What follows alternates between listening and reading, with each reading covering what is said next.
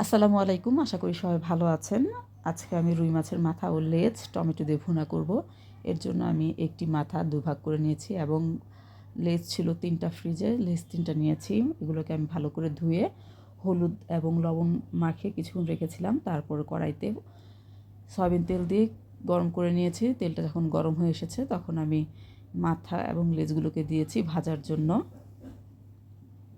আমি দোনো পাশ ভালো করে ভেজে নিয়েছি। তারপর অবশিষ্ট তেলে আমি ১ কাপ পেঁয়াজ কুচি ব্রাউন কালার করে ভেজে নিয়েছি। যখন পেঁয়াজটা ব্রাউন কালার হয়ে এসেছে তখন আমি এতে ১ চা চামচ আদা রসুন বাটা, 1/2 চা চামচ হলুদের গুঁড়ো, 1/2 চা চামচ মরিচের গুঁড়ো, 1/2 চা চামচ ধনিয়া গুঁড়ো, 1/2 চা চামচ জিরা গুঁড়ো ও স্বাদমতো লবণ দিয়ে ভালো করে কষিয়ে নিয়েছি।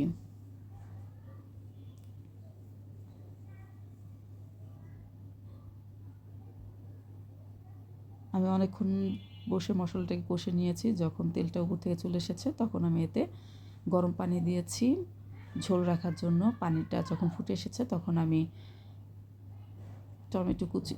টমেটো ফালি করে রেখেছিলাম সেটা দিয়েছি এবং কয়েকটি কাঁচামরিচ ফালি করে দিয়েছি আর সাথে দিয়েছি মটরশুঁটি।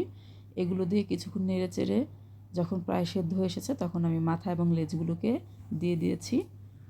পরিমাণ মতো ঝোল রেখে চুলা থেকে নামিয়ে নিয়েছি। অনেক মজা হয়েছিল। সবাই ভালো থাকবেন। আল্লাহ হাফেজ।